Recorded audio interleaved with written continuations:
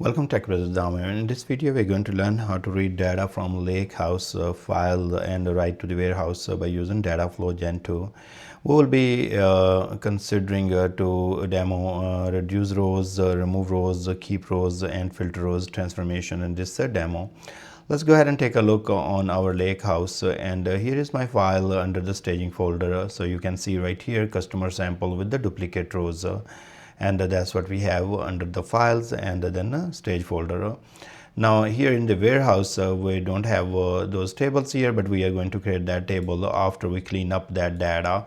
So it's called the TechBrothers warehouse. Now let's go to our workspace here, and then I will be going to the data flows tab here, folder here, and then we will be creating data flow right here. Go to new item here, and then select Dataflow Gen2. And then now we are going to give some name here, and I'm going to call this one reduce rows. Our data flow is ready, and now first of all we would like to get the data. So we can go to the get data here, and then we can go to more here and select the data from there, or we can use get data from another source here, and also select Lakehouse from here. Let me go to the more here, and then I'm gonna select the Lakehouse.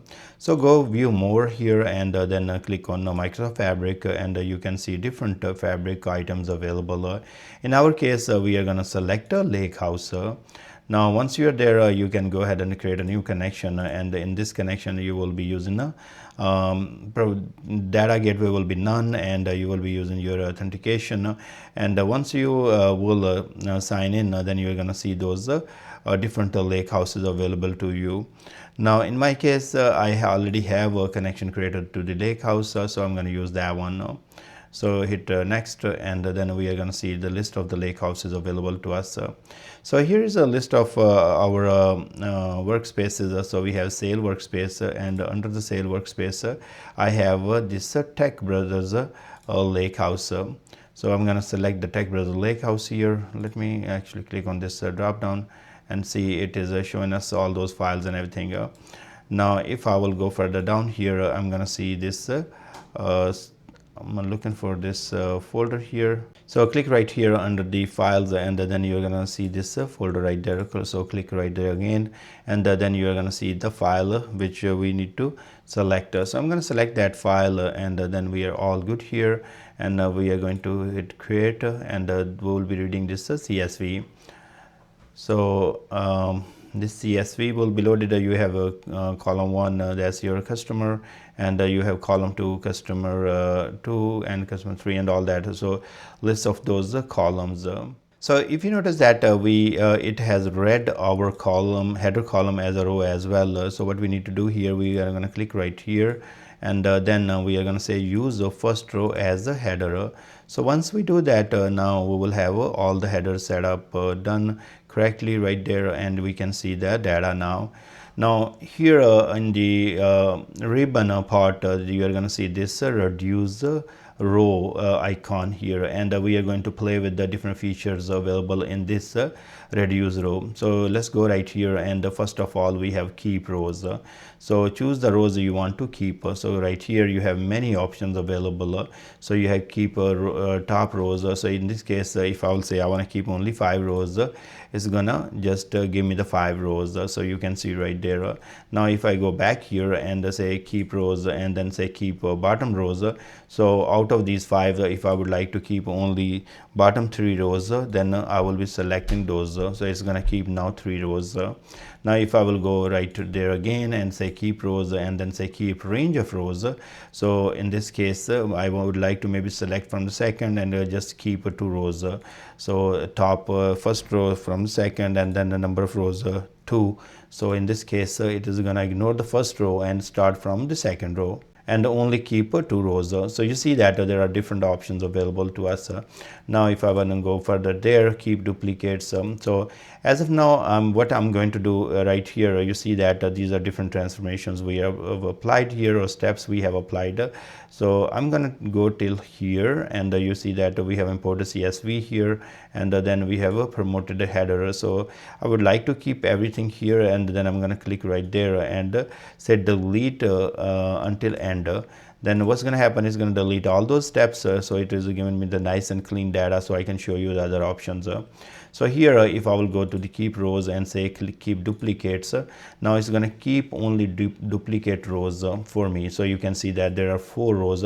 So customer ID 102 and 102, this is a duplicate row, and this is another duplicate row. This makes sense. Sometimes we are maybe only interested to keep the duplicates and find the duplicate records in our file. Now if you go right here and says keep duplicates, you keep error. So if keep only rows containing error in the currently selected column, so you can do that as well if you have some rows which has error. Now what I'm going to do, I'm going to delete this last one, and so we can perform some other actions. Now we are going to play with our keep duplicates. I'm going to delete that as well, so we will have all the records available. We have taken a look on the very first option, keep rows, and now we are going to go to the remove rows. In the remove rows, remove top rows. Let's say in this case we would like to remove very first row.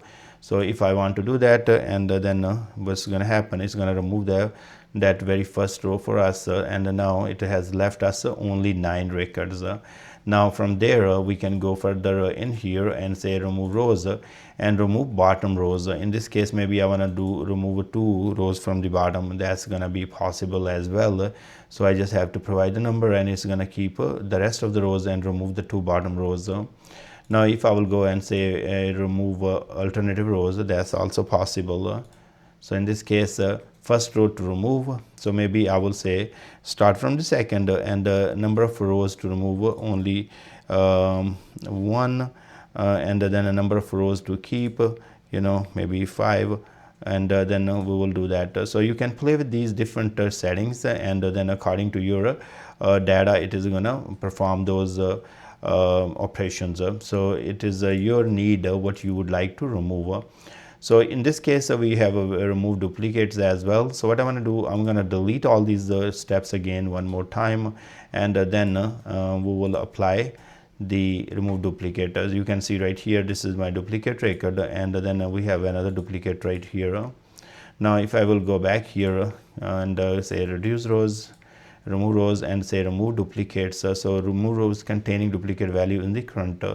So it's going to remove one item and keep one item. So if you see right here, it's keeping only 1 copy, and it has deleted the second copy. So that's a good thing, because we want to keep the unique rows.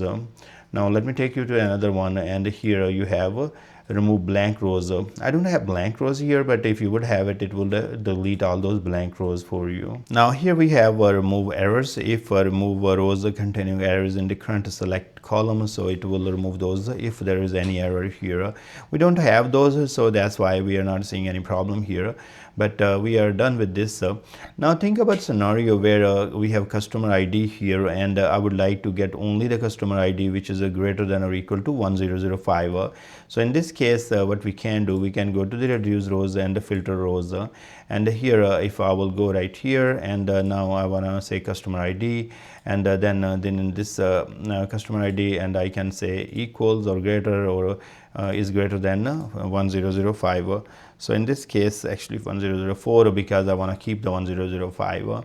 So you see that it has kept 1005 and is showing me all the records which are greater than 1004. Now in this case maybe in the region we have North America, Europe, and Middle East, and I'm interested only in North. So actually in America, doesn't matter it is North or South. So I'm going to go ahead and say reduce rows, filter rows, and here I'm going to go to advanced, and then I'm going to select the region, and in the region I'm going to say contains, and then here I will say America. So in this case what's going to happen is going to keep all the records of where a region contain America in it. So it's North America and South America. So you have performed all those different scenarios now, and we have cleaned up our entire data, and now what we would like to write this data to our warehouse.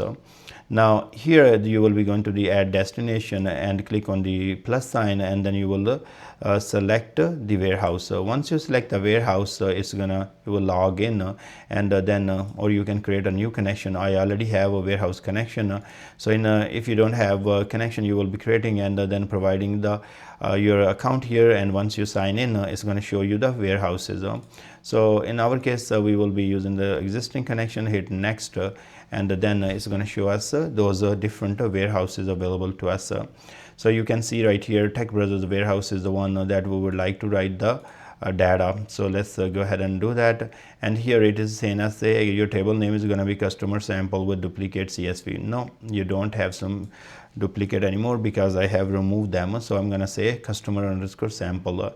Now new table or existing table. So in our case it's going to be new table because we don't have this existing table. And here are your method for update methods such as existing to the new. So it's gonna just write it, so append it or replace it. I'm gonna go ahead and replace it, and here is your existing schema to the dynamic schema or to the fixed schema. So in this case our fixed schema. So just check the mapping. If you even still want to ignore some columns here, you can do that as well. You can uncheck here. I honestly, if you ask me, I'm not really big fan of this interface right here because I would like to see more space for my right here. So let me see if I want to go right here and see, this interface is great, but if I have hundreds of columns, it is not that easy to work with. So I want to actually have like where I can just hide these all this and just see the mapping, and then in the mapping I can work it through whatever I need or I don't need. But for now it's okay. I don't have many columns, so it will work just fine. So I'm gonna go hit save settings, and once the setting is saved, and what will happen, I can do check validation just to make sure everything is work fine, and that will be validated correctly. And now I'm gonna go ahead and save and run. Now in this case it is saving our data flow, and then it's going to execute our data flow. How I can check? I can go to monitor tab here, and then I can see my data flow is in progress right now. So finally our data flow is completed successfully, and we can check the historical runs here if you want, but anyways it took 55 seconds to execute, and I'm all good here. I'm going to go back here in the warehouse, and in the warehouse I'm going to refresh the tables.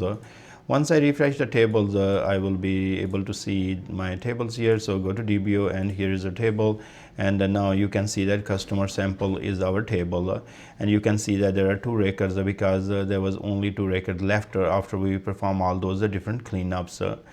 So this is how you will be using the reduce key transformations in data flow to clean up your data and writing to the warehouse finally. So I thank you very much for watching. Please subscribe my channel, and I will see you guys in next video.